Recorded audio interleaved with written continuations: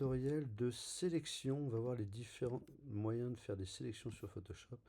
On va prendre cette photo-là. OK. Et on va découvrir les différents moyens qu'il y a de faire des sélections. Tac, tac, tac. La photo vaut ce qu'elle vaut. Donc, les outils sélection rectangle, arrondi, rond et tout ça, une ligne de pixels. Les outils pinceau de sélection, c'est assez nouveau. Je trouve que c'est pas terrible. On va pas en parler. Le lasso, il peut être assez pratique si je veux dessiner quelque chose comme ça. Et quand je dessine quelque chose comme ça, si je reste appuyé sur la souris, que je fais Alt ou Option, que je laisse le doigt sur Alt ou Option, et qu'après je lâche la souris, que je vais faire un clic plus loin, un peu comme si on faisait de la plume, hein, je peux être capable, et si du coup je relâche de faire des petits traits comme ça, si je relâche le Option en ayant bien le doigt cliqué sur la souris ou le pad, je peux reprendre mon dessin à la main. Ça, ça permet en fait de transformer le lasso en polygonal, et du coup c'est assez magique. Et vous allez me dire, c'est quoi l'intérêt de cette chose-là? Bah, c'est que des fois, on a une sélection un petit peu sauvage à faire. Imaginez si je voulais faire une petite sélection sauvage ici. Je pourrais faire comme ça. Puis tout d'un coup, me dire, allez, j'ai envie de faire une ligne droite. Je lâche. J'appuie sur Option. Je fais ma petite ligne droite et je viens ici. OK. Le polygonal, si vous avez envie d'essayer, faites-le. Vous allez mourir. Et après, il y a le magnétique ici, qui en fait repère vaguement quand on longe quelque chose. Mais très honnêtement, c'est pareil. C'est une tannée. On sait pas comment, je sais pas comment sortir. Voilà. OK, c'est un peu casse-noix. On va l'oublier, celui-là. Donc le lasso, il est pas mal. Ici, on a la baguette magique qui n'a de magique que le nom. Je vais vous juste expliquer deux choses qui sont intéressantes avec la baguette magique. C'est en fait de demander une tolérance.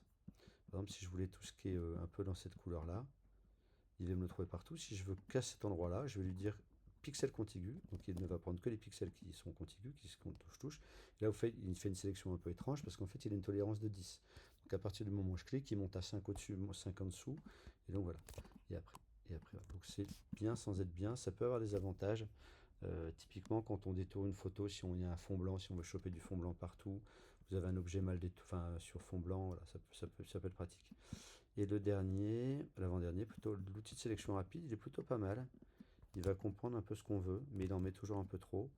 Et des fois, avec tous ces outils qui on pense être des bons outils parce qu'on pense que c'est un peu magique, on passe du temps à corriger les erreurs. Et on verrait que des fois, et c'est ce qu'on verra dans un autre tuto, le détourage le plus précis, c'est à la plume.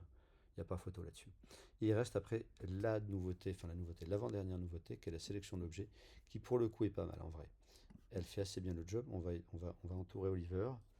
Et il nous prend Oliver assez facilement. Ok, il va nous faire on va faire un petit masque de fusion, nous, dessus. Et on va s'apercevoir qu'il a mis déjà un petit flou autour. Voilà, un truc un peu comme il peut, un tout petit pixel Alors, après, une fois de plus, c'est pas top. De toute façon, vous verrez, détourer, c'est facile, sauf quand c'est des poils d'animaux ou des cheveux. Euh, Dès que c'est des matières, dès que c'est des choses sèches, des formes sèches, il n'y a aucun souci, on le fait avec les autres outils ou à la plume. À la plume. Donc voilà, ça c'est nos outils. Maintenant on va parler 2 secondes d'autres choses sur les sélections. Je fais une sélection, si je veux en enlever, je fais Alt et j'en enlève. Je peux en enlever avec un autre outil de sélection, hein. Je peux prendre un outil rond et faire Alt. Je peux prendre la plume, ou pas la plume, pardon, le lasso. Je peux faire du Alt moins ici. Par contre, si je fais du Shift, on connaît Shift majuscule et il va rajouter. Donc je peux venir rajouter. Ok. Donc si j'ai fait une petite sélection, imaginez, je fais une petite sélection sauvage avec l'outil sélection d'objets, par exemple.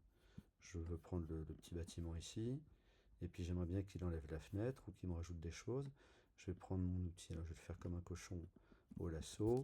Je vais lui dire, avec Shift, je vais lui dessiner ça pour qu'il rajoute ça dedans. Tac. J'en ai fait un peu trop. Avec Alt, je vais enlever ça. Et puis avec Alt, je vais essayer d'enlever la fenêtre, l'espèce de fenêtre. Je vais prendre l'outil rectangle. Je vais peut-être faire comme ça. Et là, je suis avec du Alt et ça me fait un petit moins. Ok, c'est un petit peu sauvage ce que je suis en train de faire, mais c'est pour vous donner une idée. Dernière chose, donc j'ai fait une sélection. Si je suis sur un outil de sélection, je déplace la sélection. Par contre, si je suis sur la flèche de déplacement, Photoshop dit, il a sélectionné, il prend la flèche pour déplacer l'objet, donc il déplace l'objet qui est dans la sélection.